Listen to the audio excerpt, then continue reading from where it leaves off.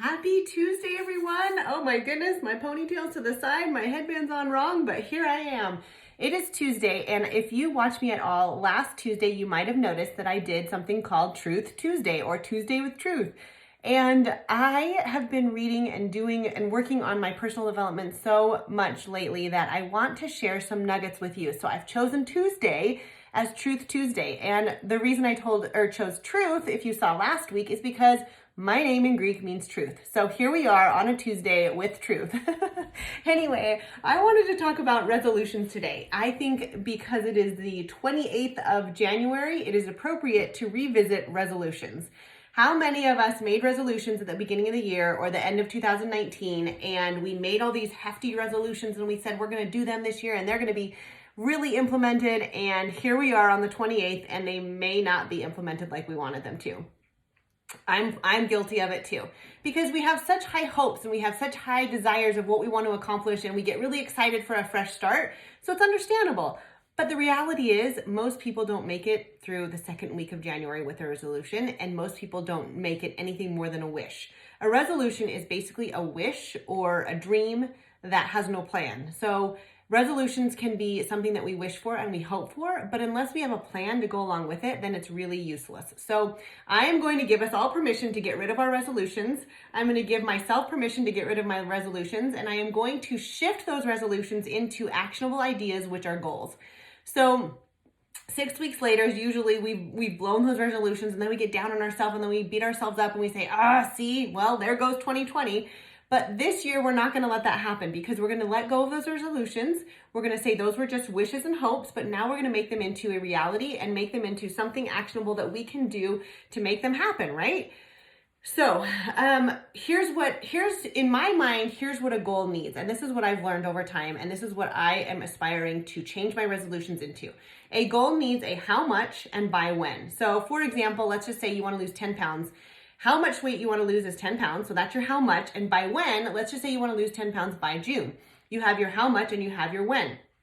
So now you've got your start to your goal, right? So you have your results, what you want to happen, and you have your date by when you want it to happen. Let's say that you want to quit smoking. That is something that is measurable, and that's something that you will see if you have a result or not. So for example, I want to quit smoking. Did I smoke today? Yes, I did. Okay, I didn't quit smoking. Did I quit smoking tomorrow? Did I stop smoking? Okay, yes, I did. I don't smoke, but I'm just saying if somebody wants to have that as their goal, that gives you something to measure, right? So how we're going to get to that goal is next up. How we're going to get there, we have to have a measurable plan. So in order to lose those 10 pounds or in order to quit smoking, we have to have a measurable plan to get us there. Otherwise, forget it.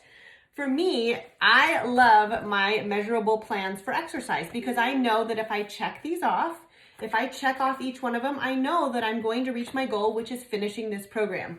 So having a plan is crucial. Let's just say you're going to go back to that 10 pounds. So I want to lose 10 pounds and I want to lose it by June 15th, 2020 at 10:46 a.m. Now I have my by when.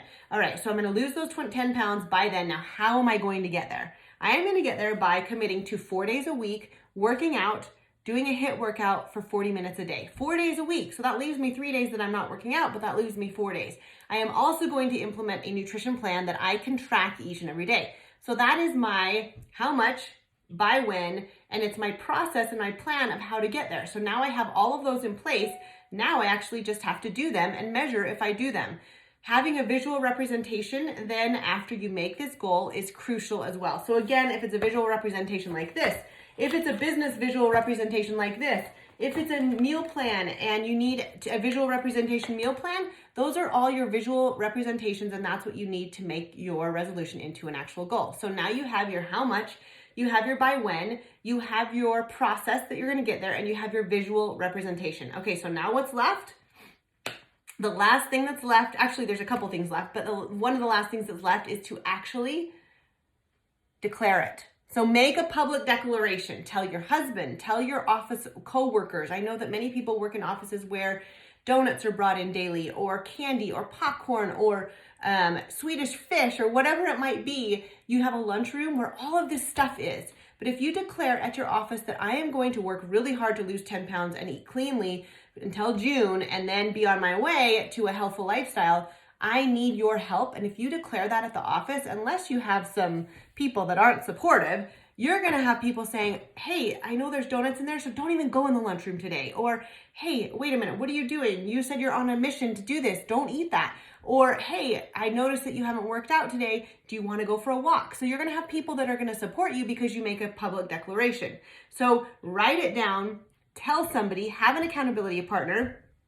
Accountability is key. As you know, if you follow me, accountability is key. I used to be the person that pushed snooze, and if my workout got in that day, it was great. If it didn't, okay.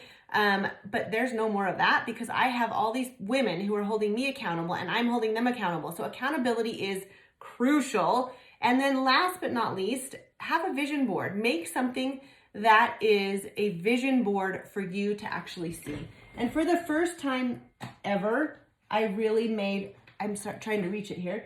I really made a vision board that is legitimate for the first time ever in my life. And this is my vision board. And having a vision board helps you get there because you see it daily and it's something that you're working towards. Okay, so after you do all of that, after you have your how much by when, you have your results you want to accomplish, you have a plan to get there, you have a process to get there, you've made a visual representation, you have declared it publicly to your coworkers, your husband, your wife, your mother, your kids, whatever.